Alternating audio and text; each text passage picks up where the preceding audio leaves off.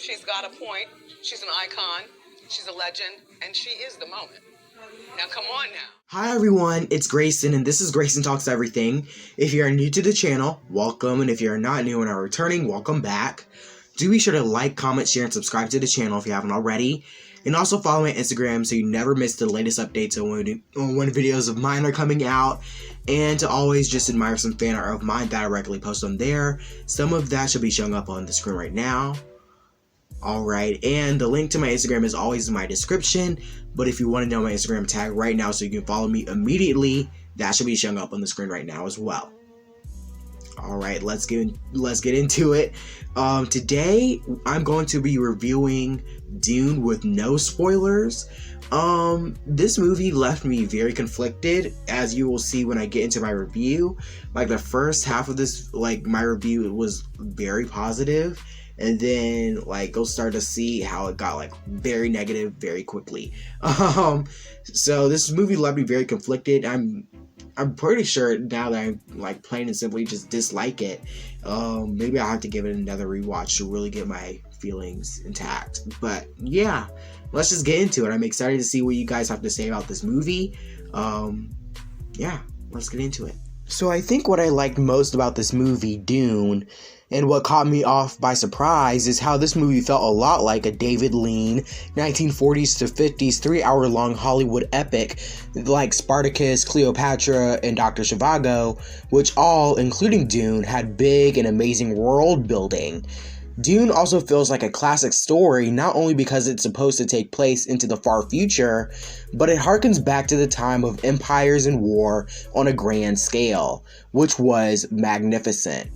This is the first film by Denis Villeneuve I have ever seen, and he did not completely disappoint with the cinematography, VFX, editing, sound mixing, and an astonishing score, truly. Dune already seems like one of his best films, and this adaptation seems to be the most accessible way to be introduced into the story and lore of Dune, because the original book is just so hard to get through.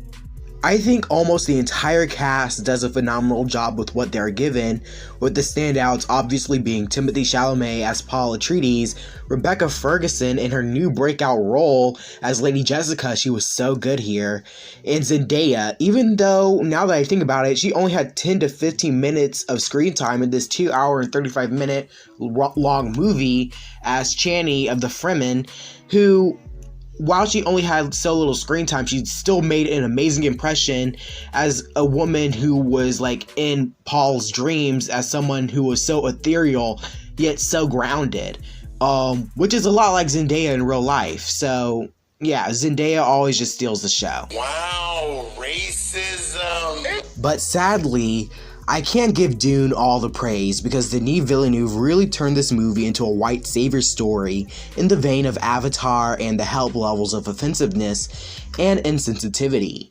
The movie depicts a time of war, empires, and therefore colonization and imperialism, which is why I believe Denis tried to diversify this film, but ended up showing a clear ethnic divide between the empire. There are some actors of color sprinkled throughout the empire, though, and the tribe of Arrakis, the Fremen, which is mainly made up of people of color, specifically black actors.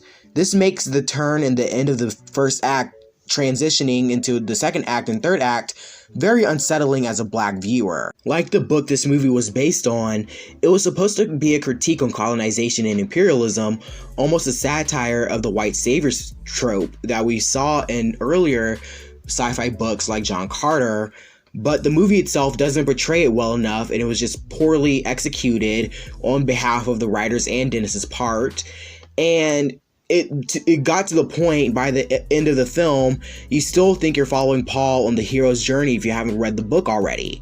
In the book, the sadness and evil displayed by Paul in his quest for power and dominance makes Dune so memorable and amazing. Paul is not the hero of the story, he is the villain, and the movie doesn't show that correctly. And sadly, the team behind the movie doesn't get that. It also doesn't help, again, that Zendaya only has about 10 to 15 minutes of screen time and is mostly shown in visions as a magical Negro guiding Paul to quote-unquote victory. Shani, Zendaya's character, and the other Fremen aren't even black in the book, like the movie tries to show it. They're Arabic. So even Denis and the writers and the casting director didn't even get the natives right. It's all just a mess, like, to be seen, or not even to be seen. Like, the more I talk about it, actually, the more I dislike this movie. It's insane how they got so much wrong about the book. It just makes the entire good parts of the movie, like, just fall apart. And yeah, she's focused way more in the second part of the book, which kind of makes sense now that I'm thinking about it, why she only has 10 minutes of screen time.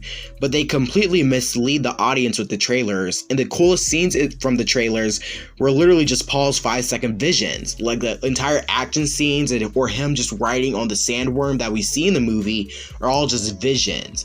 Even the golden armor that we see him in slightly in the trailer as well. It was kind of annoying. And now that I think about it, some of the only characters that die in this movie, specifically the ones that were meant to be helping or protecting Timothée Chalamet's and Rebecca Ferguson's characters, were only people of color and actors of color, which just makes this entire, like, race thing, like, so much worse. It's just a mess all around, and again, I'm just disliking this film even more when I'm thinking about it. It sucks that, like, Denis and his team just fumbled the bag so hard with this one. It's, again, because, like, the technical stuff behind the scenes was just so masterfully done. The pacing of the movie also blatantly showcases how this film is only the first third of the story, which makes the film drag a little bit. And you can feel it because the movie really does just end. But I still am interested to see how the story concludes. Hopefully the sequel will fix the film's biggest problem that holds it back from being a truly phenomenal experience to watch, especially as a black viewer. So there you have it. That's my non-spoiler review of Dune. What did you think? Share all your thoughts down below, and again, don't forget to like, share, comment, and subscribe, all that fun stuff. And again, follow my Instagram so you never miss the latest updates on videos of mine are coming out. And again, to just admire some fan art of mine that I regularly post on there. The link to all of that is in the description. Yeah. Bye, everyone.